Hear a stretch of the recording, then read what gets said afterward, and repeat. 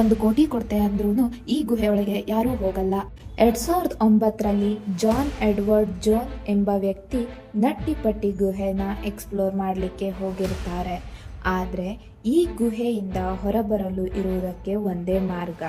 Birth control ಎಂಬ ಚೇಂಬರ್ನಲ್ಲಿ U-turn ತೆಗೆದುಕೊಂಡು ಹೊರಬರಬೇಕು.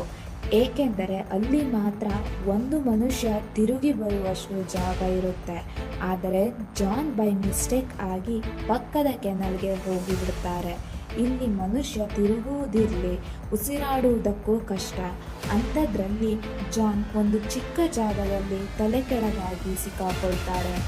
ರಕ್ಷಣೆಗಾಗಿ ಅವರ ತಂಡ 27 ಗಂಟೆಗಳ ಕಾಲ ಕಾರ್ಯಾಚರಣೆ ಮಾಡಿದ್ರೂ ಕೂಡ 70 ಡಿಗ್ರಿ ಆ್ಯಂಗಲ್ನಲ್ಲಿ ಕೆಳಗಡೆ ಸಿಕ್ಕಾಕೊಂಡಿರೋದ್ರಿಂದ ಜಾನ್ನ ಅಷ್ಟು ಚಿಕ್ಕ ಜಾಗದಿಂದ ಹೊರತೆಗೆಯಲು ಸಾಧ್ಯವಾಗಲಿಲ್ಲ.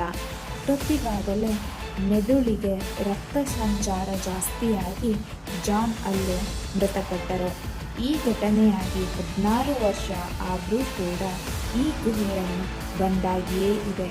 ಈ ರೀತಿ ಎಕ್ಸ್ಪ್ಲೋರ್ ಮಾಡಿರೋ ಸಾಹಸ ಮೂವಿನ ಯಾರು ನೋಡಿದ್ರೋ ಕಮೆಂಟ್ ಮಾಡಿ. Thank you.